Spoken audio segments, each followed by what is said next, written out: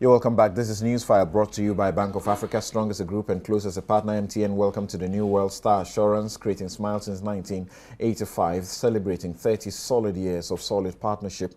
And when you walk in for a motor or travel policy, what Star Assurance does more is to brighten up your world through all your journeys. And when customers walk in for homeowners, contractors, all risk, fire and allied perils insurance policy, what Star Assurance does more is to make them feel like such dangers don't exist in the world at all. Insure with Star Assurance today and be part of the smiling family. Star Assurance, creating smiles since 1985. You can join them, starassurance.com, or their offices nationwide. You can call them 030-224-0632 and enjoy solid insurance all round.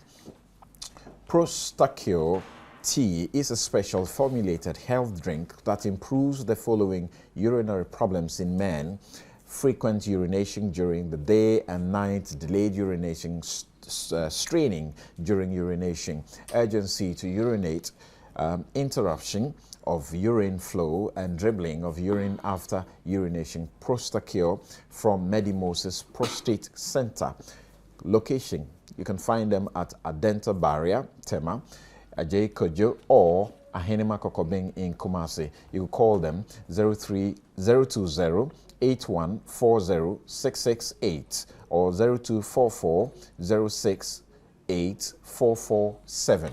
That is Prostate. They've got some solutions for you. So visit them and enjoy the very best that you can have. If you're a public service worker and you need a loan that to meet that dire financial need, then I ask you to get to Bank of Africa.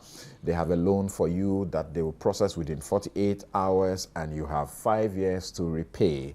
And also, you get a discount on fees, and ultimately you start paying the loan after 3 months. That's good. Umpewe na pedeng. Visit any Bank of Africa branch nationwide for further inquiries. Bank of Africa, strong as a group and close as a partner. And there's an officer of the WAEC that wants us to let Imani or Frank Kofi Bento know that they have considered the proposal that you put forward, but that they find that it might be too costly and the government may not be able to afford. They need speed printers. That's what you're asking for, and that's doing this for 1,000 candidates or more might be a very expensive endeavor. So what they're saying is that they have actually considered it. Kofi Bento suggests rather that this will bring down the cost because of the elimination of the human intervention, security accompanying all of these things. But this is the view of an officer at WAEC. Also, Christian Adepoku, who is the president of NAGRAT, says that the aspect of breaking the monopoly of WAEC is important and ought to be considered. So, WAEC, you're listening, you may want to pay attention to that and see how we are able to move forward with those suggestions. And I'll take a last message on the WAEC matters and examination leakage, and then we will move on. And this is coming from Kwame Sapong Esiedu, and he says that the issue of examination paper leakage can be easily solved. Wow, easily solved, and we have been at it all these years. He says, WAEC is not the only international examination body operating currently in Ghana. I am aware some institutions still use Cambridge as their examining body, and others use the baccalaureate. Never have I heard any leaks. The bottom line is WAEC's monopoly is the real problem. Okay, so you support NAGRAT. Monopolies breed impunity. This is clear from WAEC's attitude over the years. I was a victim of examination leakage and cancellation and won't wish it on anyone. In this day of technology, if WAEC can't be ahead of the crooks, then they are not fit for purpose. Let's not ignore the obvious. like anything Ghanaian, this is a matter of will and leadership. Kwame Siedu Sapong, who likes to refer to himself as the village drunkard. All right. Well, Kwekubaku says interesting, but definitely interesting. And I'm sure you haven't gotten any pito this morning yet, because you seem to have sent this from very clear mind. Now, let's deal with this issue of Mahindras. Mahindras are vehicles, and they were found, about 50 of them were found sitting in a garage. A garage that is known to be, is it Camara Company or something like that, and is known to belong to the National Security Advisor, Baba Camara, and shares a wall with Granite and Marble, another company. And pictures of the vehicles were taken and circulated on social media. And then the circulation carried information that those vehicles belonged to, or were bought by the state for the national NCCE. Unfortunately, allegation was that they were being branded in NDC colors. So we are told that investigations showed that the pictures were taken from an angle that suggested clearly that they were taken by the neighbors. That is the Granite Company. That's where the pictures were taken from. And so the MD of that company and a Chinese consultant were picked up. The MD of that company is not a Ghanaian. He has 2 nationalities, I am aware. And that's what happened. He was kept. Are you cancelling the matter? Cancelling. Are you cancelling the matter? No, I'm not cancelled, but I have had a lot of information. Of course, we broke the story of his arrest on this show last week. Sure. We broke the story of his arrest. Keep it there. His arrest, nothing more. Now, he was kept, obviously, beyond the period that the law says in Article 14 you can be kept if you are arrested, restricted, or detained. 48 hours. And initially was denied access to his lawyers. So we broke the story here, and we had the information that there was some intervention and his lawyers were being given access to him.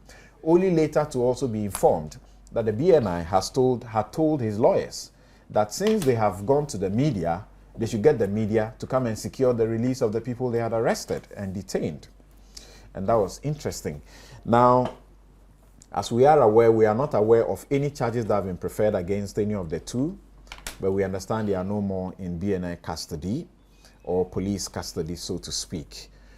Baba Kamara, who is the National Security Advisor, immediately came to admit that he's the one who issued the orders for the arrest. And his reason was that what was being done was criminal. Yes, I'd like to start on this note with Nana Kumia. We have had NCCE come out categorically, issue a statement and say that the vehicles don't belong to us. And so where do we go from here? Well, thank you, Samson. You have given us the background to this event. The NPP actually held a press conference and spoke about it. Yes, that there were pictures over the last weekend of vehicles being branded NDC colors. There was also some accompanying caption that these vehicles were vehicles belonging to the NCCE, and they've apparently been diverted for the use of the NDC. But the pictures were there. The story that accompanied it didn't come with any proof, and nobody really took that story seriously. But then the subsequent actions by the government has raised all kinds of issues in the public. Number one. Subsequent actions by an individual. Why do you say government? That individual is the National Security Advisor to the President. Okay, go ahead. Now, you have a situation where arrests were ordered of people who were suspected to have taken the photographs. Those people were detained more than 48 hours. Those people were denied access to lawyers. Now, these were vehicles that were being branded. If even somebody has taken a photograph and you suspect somebody, not that you call the person taking the photographs, assuming that taking photographs was a criminal act. You didn't see the person taking the photographs, you just suspect. And you order BNI, not the police, you order the BNI to keep them in custody, arrest them, they are kept in custody beyond 48 hours, and they are denied access to lawyers for the period. And then, even more strangely, or equally strangely, Samson, the very next day, you have these vehicles evacuated from the place at dawn under heavy police. The day after the arrest, you mean? Yes. Yeah. You had It was actually the night of the arrest. Well, that's something at dawn. It's about 4 a.m. Okay. These vehicles were evacuated at dawn, the cover of darkness, and also under heavy police cover. Now, what is this? There's nothing wrong in that. I have my vehicles. I kept them in one garage.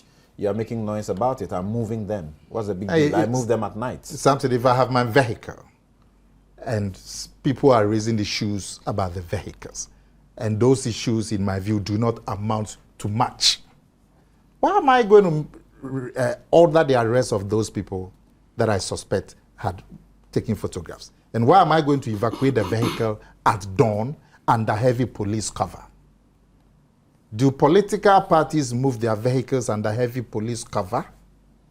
So all of these activities by the government, after this story broke, have raised all kinds of issues in the public. That could there be some truth in the story that was floating on social media, that there's something wrong with those pickups vehicles?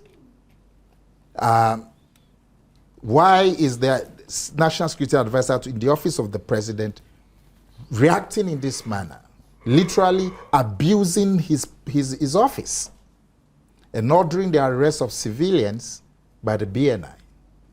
And so all this panic evacuation of the vehicles. And can I ask you a question? Yes. If you were in your home and someone popped up and started taking pictures, in this case, we are told that it was the angle the pictures were taken from that led to the suspicion leading to the arrest. It is not that they saw them, caught them, and took them to the police and later to BNI. But if you were in your home and somebody decided, your next door decided to take pictures of what was happening within your house, what would you do? I mean, this building in which we are is a story building, is it not? So if somebody is standing at the third floor window and takes a shot of the adjoining plot, you may have problems with it. I mean, assuming it's... But are you going to order the police to arrest them? Is that what you would do? Assuming that you have access to the police, are you going to order them to arrest somebody because he was taking pictures from the third floor window of this property? The question is to you personally, what would you have done? If the pictures that are being, somebody standing next door is taking a picture on my compound, from his compound, and the pictures that he's taking are not pictures that have nothing untoward. You understand what I'm saying? If I'm standing in my house and the adjoining property is a story building, and my neighbor there has a phone and taking a picture of me standing in my compound, I will be curious to know why is he interested in taking. But if I'm not doing anything untoward, why am I going to get the police to arrest him? You see, the reaction as against what is purported to have been done is so out of sync. Was it necessary for the NPP as an entity to organize, a media, time over this matter? Oh, absolutely. Here's a potential abuse of the office. by a very senior person who's supposed to ensure or who's supposed to advise the president on the security of all of us. Now, if this is the way he is behaving, then we have to be concerned. This is a high-level official being paid with taxpayers' money with the specific job of advising the president on how to secure our security. And there he is ordering the arrest of people he suspects to have taken photographs. We should be concerned. And then the people are kept beyond 48 hours. It's a matter of human rights, civil liberties. We should be very, very concerned. And indeed, the NPP would have been very amiss if we hadn't brought it, also commented on this matter. Was it really right, Kweku, when the NPP suggested that this was the government, the NDC, seeking to take us back to the dark days of military regimes where some of these quote-unquote, infractions, operatives would, infractions arrest have happened, and that at the drop of they a are hat. taking us far, far, far, far back? Well, we're looking at a specific case. Unfortunately, this specific case occurred immediately after the BNI violation of a court order relative to the 3SA guys. South Africa, yeah. So then you are getting a pattern. And the Ghana Bar Association just yesterday issued a statement condemning the BNI's action in the 3 South African issue outright. It's an outright condemnation, and you may want to find a statement and read it. So you see, it's putting the two, even though I would suggest if we really look at our history, those days we had aggregation of such things, in the regularity or something. I don't think we are back there yet, let me be honest with you. We've done a lot to consolidating our democracy and widening the frontiers of free expression, free assembly, and the human rights. We've done relatively better, yes, if I compare. So I'm not about to suggest that we are there. We haven't gone back. No, All of these rights in the Bill of Rights, Chapter 5 of the Constitution and elsewhere in the Constitution, we've done well. Have limitations. Yes, but we've done well as a nation. But something, it doesn't mean, one second. Yeah. You say that it's a danger that we're going back to those days. Yes. We are not saying we are in those days. We say yes, the pattern, like you yourself mentioned. Yeah. But you said it is the government that is taking us back that way. I mean, absolutely. Okay. Who else? Your point is made. Let's this is a high-ranking member of government. He's the national security advisor of the president, and so there's a certain collateral damage on government's commitment to that thing. There is a consequence, and that is why sometimes you would have expected that the boss, his boss, would either push him out or let him apologize to the public for what he's done. If I read the Joy FM, your report on the incident, and I would want to quote some portions. It says, Alhaji Kamara told Joy News, said Kwame Boateng, that the yard on which the Mahindra cars were on his is his property, and it was not right for Dr. Edmond Ayo to take any pictures, make them viral, and accuse him of rebranding NCCE trucks as NDC campaign vehicles. He thinks it is wrong for Dr. Ani to just get up, look into somebody's yard, and take pictures. Alhaji Kamara questions what if the publication of the pictures had compromised his security. Alhaji Kamara hinted on Monday he would drag Dr. Ani before the court to explain why he took those pictures. Also, he would want an explanation from the MD on where he got the information that the cars are NCC property, which has been branded in NDC colors. Very categorical. My brother and good friend Kamara apparently was convinced of the source of the photo, who took the photographs, as well as the information that these were NCCE vehicles, to the extent that he even intended going to court to seek a determination of those things, which is weird anyway. I was wondering how that could be done. I think maybe what he meant was that since he's gotten the BNI to pick him up, they will charge him, and then he will face court. And this will be the things on the charge sheet. This ridiculous. The whole thing was just something that ought not to have happened. Okay, so because you don't even know the source. Who said the vehicles were NCCE vehicles? Who said it? Identify who? The author. Who? So you don't chase a mirage, and in the process abuse the human rights of people. It's an abuse of office. So it's good NCCE has come out to issue a disclaimer claiming that the vehicles are not theirs. They have nothing to do with it. We could have allowed things to stand that way. But because of how Baba Kamara went about things, the issue is still live, okay? I'm not going to press to the extent of asking for NDC to provide documentation to indicate ownership. I'm not going to push that far. If issues had gone to a certain level, then they may have to do that. But right now, I'm not too sure that's an option that anybody I would want to push, because that would be the finality. And the suggestion that initially the picture circulating was being dismissed in respect of the allegations, is it because normally when government procures cars, they'll put them somewhere at the Parliament House in front there, and then later give it to some other, an entity that requires them? Yeah. If there's anybody out there who has doubt relative to the NCCE's response, they could interrogate. But political parties, as we know, are entitled to purchase vehicles. The NCCE Deputy Director, Kwame Boateng, asked a certain question of us, the media, and the general members of the general public. He says if anybody knew that somebody donated these cars to them, as far as they are concerned, they have not asked for any vehicles to be purchased for them or whatsoever, and that no vehicles have been purchased for them. In that regard, if anybody knows that these were being donated to them but being diverted, we should bring the information. Yes, I don't have that information. I would want to stick now to the point that the big vehicles really belong to the NDC and that they had purchased them lawfully, legally, unless and until there's evidence contrary to that.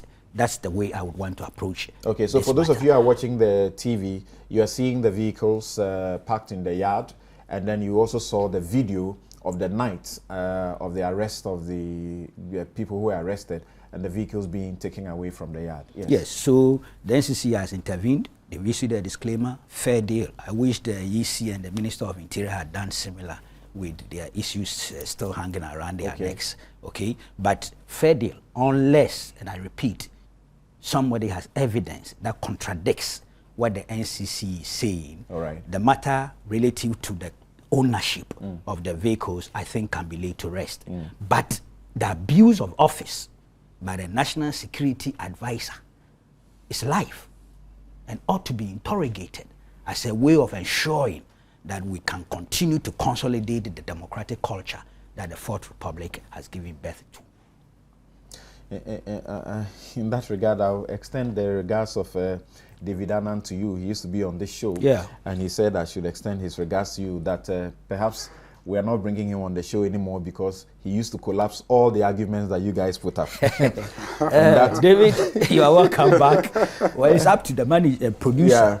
He says he used to demolish all of you. And as far as he's concerned, for example, he says that we are saying there are no crimes, but as far as he can see, there are crimes involved. And he says that the people could be charged with fraud or fraudulent misrepresentation, or they could be charged for inciting a riot or an act likely to breach the peace. He actually gave an interview to NEET FM, and he said that the guys could also be charged for deceit of a public officer. Which guys? First of all, those arrested. Before, and they did that? Is he has the evidence to the effect? He has evidence to the effect that those guys arrested indeed were responsible, one, for taking the pictures, and two, for placing those things on social media to the effect that the vehicles belong to NCCE. Before we even come to the question of what kind of offenses and within the context of the law, what charges you would prefer, has he answered the question as to who indeed did what, where and when? Has he? Are you surprised they have not been charged up to this point? Can they? Okay. Now, I don't know, but Mr. Saga, how do you see this? The security advisor orders the BNI, and he says, I ordered the arrest. If he makes an order, the BNI, obviously, who are professionals, would have agreed with him that there is some wrong that has been done. Maybe they certainly would have agreed with, on the lines of David Annan, that some crimes have been committed, because by the Constitution, they will only act on lawful orders. So there must be some, reason, understanding for proceeding on the orders of the National Security Advisor. Well, I mean, so many issues are implicated in this discussion, and one may want to separate them to have a useful conversation. Okay. There is the issue of a national security advisor who also, in another aspect of his life, is a member of a political party. Right. And therefore,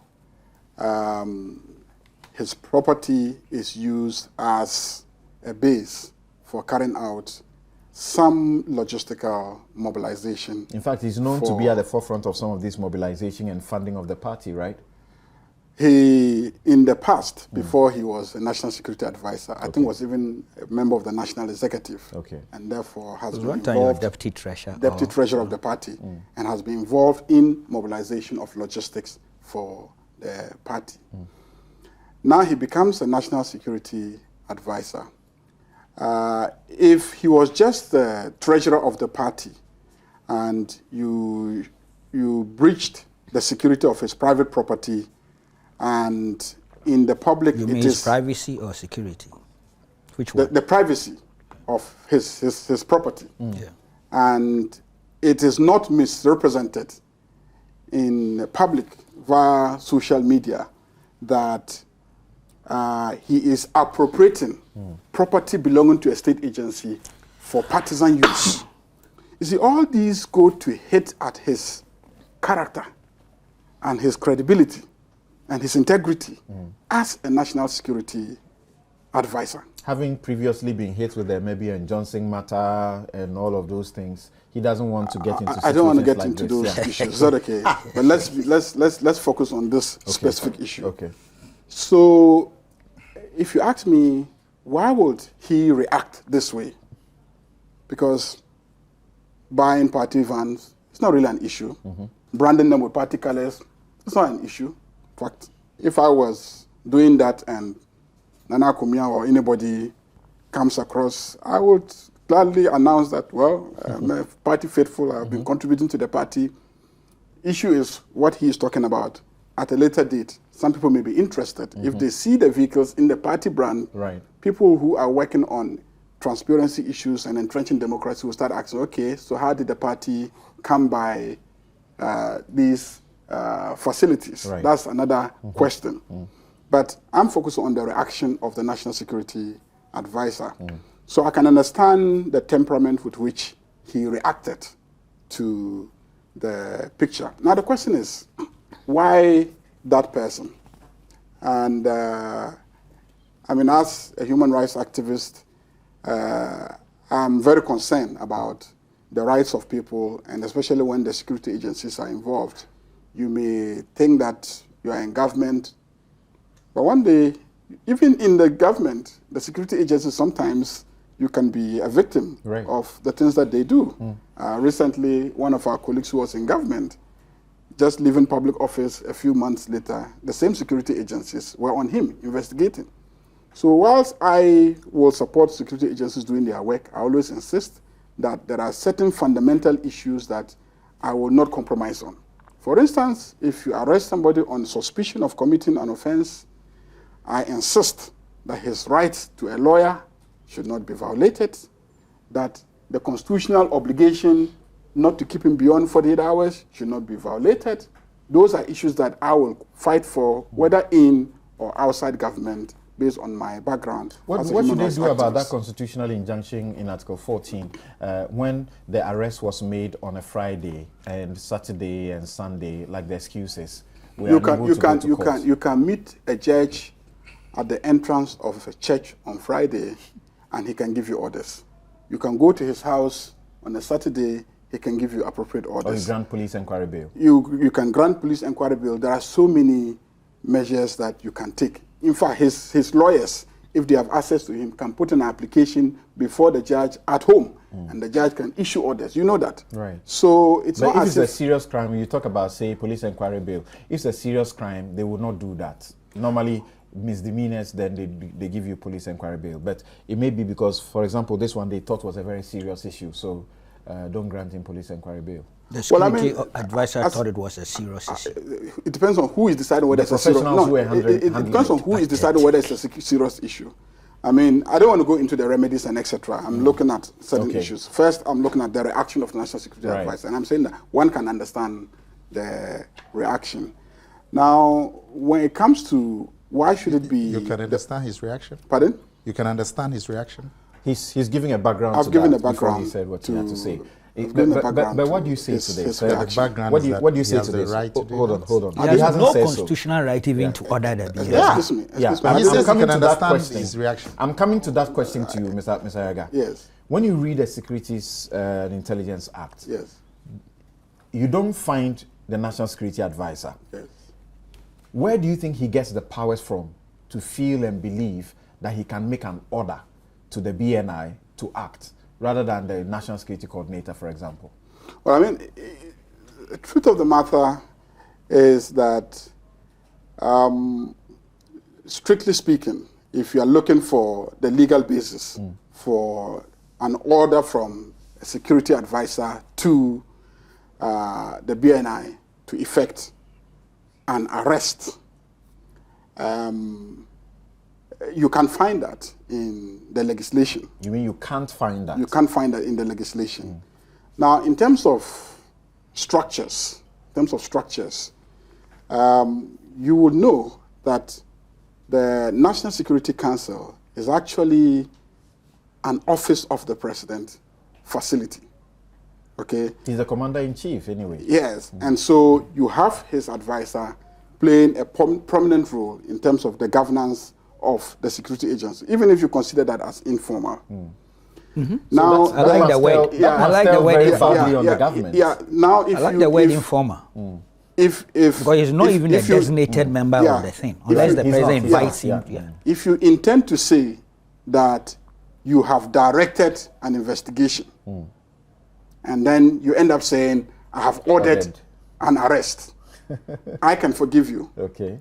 Is that okay? I can forgive you. He ordered an arrest in this instance. Let's be specific. But ordinary citizens, I'm saying that. Ordinary citizens if also have the power to arrest and hand over to police, don't we? We do. So you can equate it to that, right? Not necessarily equate it to that, but I'm simply saying that I can understand if a national security advisor intending to say, I have ordered an arrest, says that, you know, I have asked them to, I've ordered an investigation, ends up saying that I have ordered an arrest. But why that person? I mean, once again, that is a professional matter that should be left to the security agencies. But when he orders the arrest, I'm even asking, now we agree here, and it's not for us to agree because the law does not make provision for him to exercise the powers he's said to have exercised. When he gives the orders, shouldn't the professionals, the BNI officers, some of whom are lawyers, shouldn't they be able to look him in the face and say, I'm sorry, your orders cannot be complied with? Well, I mean, as I said, that I believe that the issue is more about ordering an investigation and taking reasonable steps. Okay, so you feel that he didn't know the right ways to choose. In that process. Okay. That's I know him personally. Okay. And I believe that that is the intention. I mean, we all make mistakes in communicating or articulating our positions, especially those of us who are not media savvy and are not used to these things. We can afford to forgive people who do that. Apart from his rights in a civil action, to say an Article 18.2 action of breach of his privacy. If he felt the picture taking was wrong and was a breach of his privacy, even though the property doesn't seem to be a private place. If he felt that was what it is, that is for taking of the picture, or the information, the false allegation, quote unquote, false allegation associated with it, which is an act of tortious liability, defamation. Why will he not be advised to consider taking a civil action rather than pursuing a criminal action? Because Or you agree that there could be any crime in the process? Well, I mean, I'm sure if you really look through the conduct of using somebody else's property as a platform, or actually using your property as a platform to take pictures of another person's property or activities in another person's property and making it available to the public in some circumstances. I'm unable to see specifically, and I haven't done research on that, because sometimes you think that there's no law on an issue. Do you think you know need, what happens. Do you think you need a research on that? You consider and continue and conclude. I need to take a break at this point, so conclude. Oh, we all need to do after research. Your research, as lawyers. After your research, what is your pronouncement? There's no crime. As lawyers, you'll be surprised that you think that there is no crime committed, but you look through the laws and then you find out that somewhere, somehow, there's some provision prohibiting the conduct that you are involved in. For me, I think that it is okay for him to ask the national security apparatus, i.e. the BNI, but he did not ask. Why are we dealing with something that didn't happen? The man did not ask. He says he ordered the arrest. To say, but he no. But he cannot do that. He can't do that. You've given us a topic. We all know the subject matter. Why is my brother doing what he's doing? Oh, what am I doing? He says he hasn't done research. No. He says that from his reading of the situation, there is no crime, but he doesn't want to conclude because further research must show that there is a crime. And as I indicated, he can order an investigation. Okay. He did not order an investigation. He ordered an arrest. Yeah. Okay. With the intention to proceed to court the following Monday. Can I go and have that's what he said. Comments from my audience as well? No, but why would you then subsequently, in a panic mode, evacuate the vehicles? You don't want the vehicles to be evacuated? The very next day after you've arrested the people? Why, you want it to be 1 month after? Okay, now you evacuate the vehicles in the night under police cover? Police cover, yeah. If I'm evacuating vehicles and I want police cover, why not? I can ask for police cover. And where they were relocated to is also known. So I don't get it. You can't hide such things. Precisely. Okay. These are vehicles that will ply the streets anyway. And they will be branded. In fact, the photographs were going to give you more publicity, actually. Okay. Well, we're going to give you more publicity. I have asked the question of the professionals involved. The police who were first called and they picked up the gentleman, or the two of them, and the BNI. If any ordinary Ghanaian had called you and said someone is taking pictures of my property, would you arrest them? And what law would you use? BNI who were involved, please, shall we know what charges you are going to prefer against these people? Other than that, like the GBA is saying, stop these shameful acts. We'll be right back and we'll share with you what people are thinking about some of these issues.